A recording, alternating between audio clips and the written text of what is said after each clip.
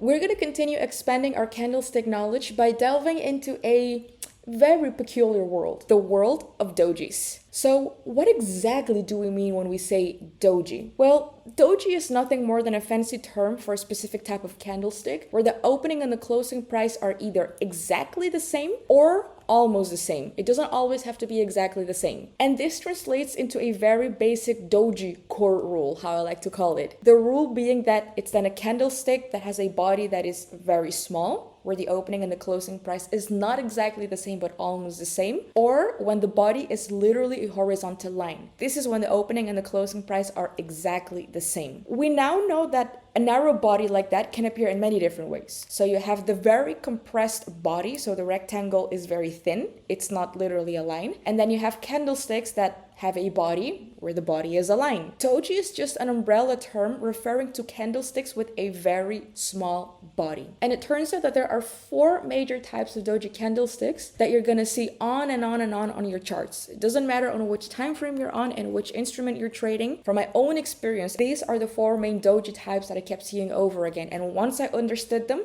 everything became much more clear. This is candlestick number 9 because in the previous chapter, we dissected the first 8 candlesticks, but this would be the first doji. And we're going to start with the classic doji. So how do we visually recognize this candlestick on our charts? The doji is a candlestick where the opening and the closing price are either exactly the same or almost the same. So the body is either a line, which is when the opening and the closing are exactly the same, or a very narrow rectangle when they are not the same. And in this specific example, the body is literally a line, meaning that the opening and the closing price are the same. As for the classic doji, both the upper and the lower wicks are short. Not long, but short. And the body is also near the center. It doesn't have to be exactly in the middle. It has to be more or less in the center, which means that the wicks are balanced. So it's not like the upper wick is much longer than the lower wick or vice versa. And the very important thing to remember is that the body does not have to be exactly in the middle for this to be considered a classic doji. So let's say, for example, that you see this specific candlestick that you see in the example, but the body is a little bit in the top half. Still near the center, but not exactly in the center. It can still be considered a classic doji. So this is not an exact science. And it looks like a tiny cross on our charts. What happened exactly during the move? We know that the buyers and the sellers stepped in, undoing each other's work.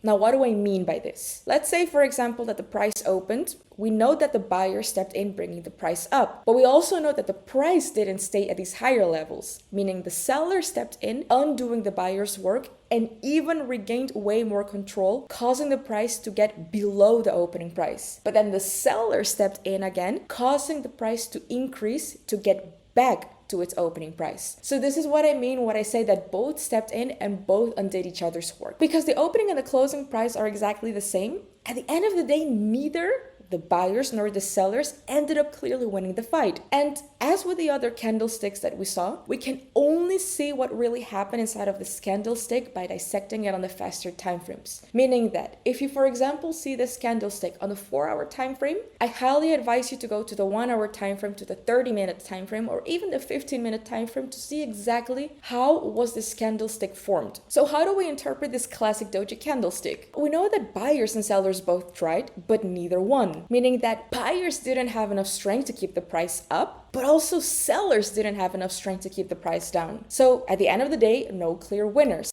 Meaning that there's no clear sentiment in either direction. It's not that the buyers are clearly winning, and it's not that the sellers are clearly winning. So if I were to ask you, would this be considered a sign of strength or a sign of weakness? What would you answer and why? Well, for the classic doji, since neither side is clearly winning, this is actually considered a sign of indecision. Because again, we don't know who has the upper hand. And what this means about what is likely to happen with the price next is we don't know. This is the reason why you're often going to hear the advice from many other traders that whenever you see a doji candlestick, wait until the next candles develop, because the next candles are going to give you more information about which sentiment the market is taking. Is it going to take a bullish sentiment, which means that we would then go long, or is it going to take a bearish sentiment, which means that we would go short, we would sell, we wouldn't buy here?